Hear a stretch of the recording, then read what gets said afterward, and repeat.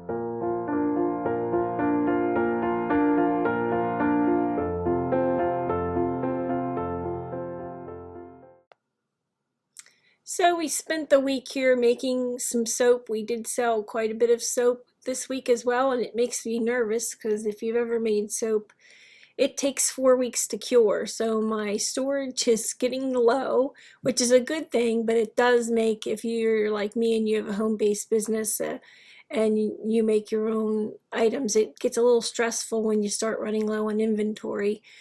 But this is our most popular soap, and it's even my husband's, and he doesn't like to try anything new, but this is called Black Raspberry Vanilla, this pink one, and it is so popular, and he even likes it. He goes and gets a stash every once in a while.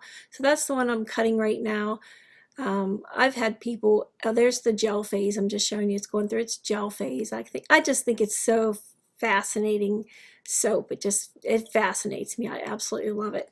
But yeah, so I'm just cutting up the soap here, and I've had people ask me about, you can see I can't get that one to stand up, it's on the end. And like even for Christmas, my husband and kids and relatives and stuff said, don't you want a soap cutter? It would make it so much easier. But honestly, you guys, you're like me, you love your prims, and I just feel like once I get into that stage, the pieces will no longer be crooked. They'll no longer look handmade and homemade. They'll be all uniform, which is really nice if that's what you're looking for. But my purpose is not to solely make soap. As you can see, this soap is far from perfect.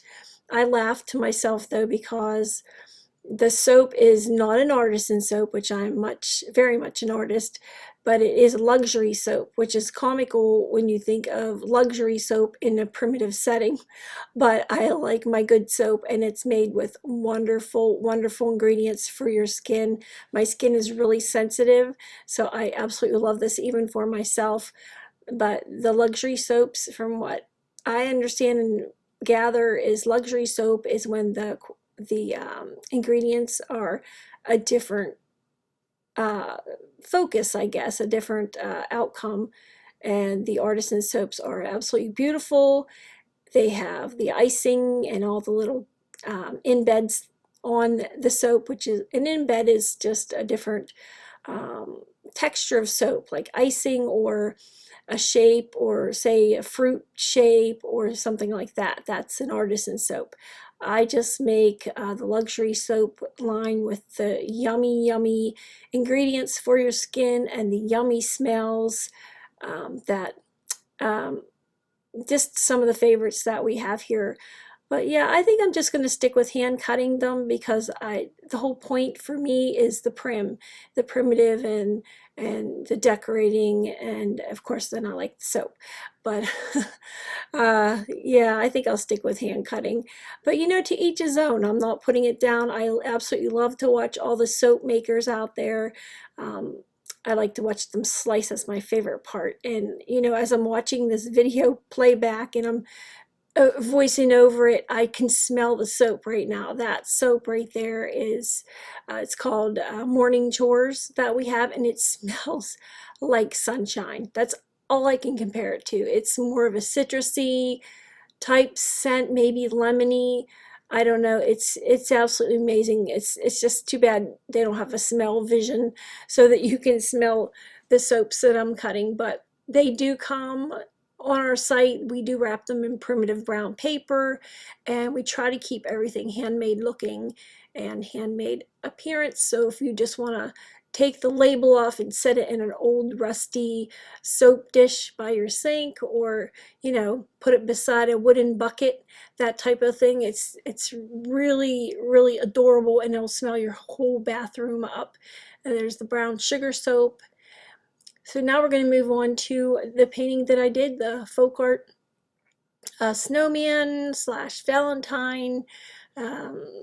I've been kind of hooked on, in the wintertime I try to stick with some of my painting. I absolutely love to paint and draw and all kinds of artistic stuff. And you know, when you're working another job, it's hard to even get time to do it. But I just get inspired in the wintertime and have to do a couple paintings. I turn them into, like I said previously in this video, a gift card, or I always have some type of wall hanging or printable for the website, which I just realized when I was going over the footage for this, I forgot to post this to my either site. I didn't post it to the Etsy site or the Cranberry Cornstalk site, so I'll be doing that by tomorrow morning. I'll hopefully post that. But I started out here, I've been just obsessed with, I don't know if I'll have to say her name or not. She does not video or sponsor this video in any way, but I just love watching Teresa Kogut do her painting, and she had the Christmas vlog. I just enjoyed that so much, and I'm not a watercolor painter. I always thought it looked modern until I saw her stuff. She has the folk art, you know, type in it. Just inspired me to paint something really primitive and adorable, and maybe use a little more watermark looking stuff, and it turned out really cute. I actually keep thinking maybe I should dip into some watercolors. I just got so inspired by how adorable her paintings were over the Christmas season. I had never heard of her before. I was looking, you know, on YouTube for primitive decor and, you know, folk art painting, and found her and many other ones I've been watching. I just love to watch it transpire.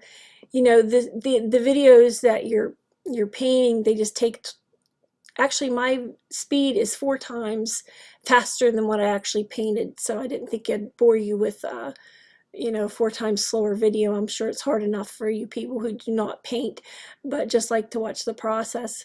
So this is actually 4 times faster than what actually took place. So I have a lot of respect for people out there who paint.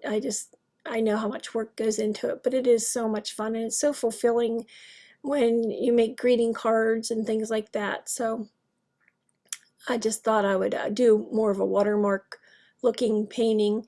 And of course it's Valentine's Day, and I had a conversation with my sister-in-laws, I have 2 of them, over the holidays, and was asking them the ideas that they would be looking for on a card or wrapping paper or something like that. And my one sister-in-law said campers and the other one said snowmobiles.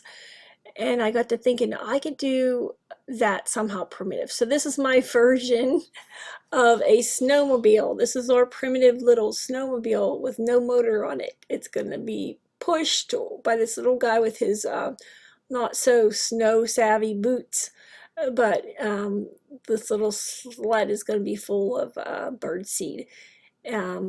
Bird seed to feed all the little birds that are coming to him for some food. And I think of the scripture in the Bible that talks about birds and how they don't have to sow or reap, and they have no fears or worries, that God provides for them. And that's what inspired this painting. I thought of how God always takes care of us. And I mean, I know it doesn't mean our life is perfect, that we always have everything that we want, but God says if we look to him, he'll supply all of our needs according to his riches and glory. And I know there's a lot of people hurting and needing, and there are people in this world, believe it or not, I'm like you probably, and we sometimes lose our faith in humanity, but there are people out there who are kind and giving, and when you turn to God, he can use people like that as a vessel to help you, to reach out, to help you in your time of need, or to help be used by God to supply your needs. So, I mean, don't ever give up on God. He never stops working, even when we can't see things happening or see anything going on. He's still God and he's still working. And I hope that inspires you today. But yeah, that was my thinking while I was painting this. And I'll just, maybe I'll stop chit-chatting here. I tried to show you the brushes. I have people always asking me about size of brush and how I painted. Honestly, I don't know how to share how I paint. I just paint it. I see the beautiful painters that just get on to describe, a little bit of shading here and a little bit of highlighting. I mean, that's about all I'd probably say. We're going to highlight this side and, darken shade that side, and my brushes, as far as my brushes go, I just got some new ones here I'm showing you. I switched I switched again to some watercolor brushes. I have brushes that are as old as the hills. As I've shared before, I used to teach tool painting classes, so I have brushes I've had for, I'm not kidding when I say 20 years, and I use them and I put them away and I'm very careful with them, and I just keep going. I have my favorites, but I really wanted to try some with longer bristles that held the paint, a little bit longer.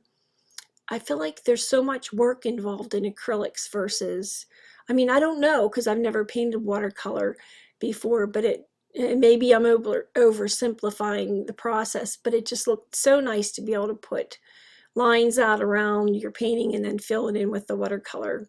I could be wrong, but I love the way it looks, and it just seems like, man, I dip 10 times more than what watercolorists dip, unless, like I said, unless I'm seeing things wrong. But I really was inspired, and I just love the way the watercolor fills up the boundaries of where it's meant to go. And so I went and got a few watercolor brushes, and I've saturated them with water, and I'm using a little more water in this painting than I normally use. You might want to try it. It was actually really fun. I enjoyed it. thoroughly enjoyed it. The snowman and, you know, sleigh and everything, I went ahead, or I'm sorry, snowmobile. I went ahead and before I actually put him down, I drew him and then I shaded around him to show off his little primitive snow without making him too white. I did side load the brush with some stain gel and some brown paint, and just got, you know, the one corner of the brush with the paint gel, and then surrounded the little snowman and the bird seed sack there, and, you know, the little bedding that's in the snowmobile. I surrounded that with a little bit of a primitive, maybe like a shadow or a little old stain to show off the snowman a little bit better. But I love his little folk art eyes, and he's got a little side smile there. He's just smiling and happy. And I try to remember to show you my colors because I have people asking.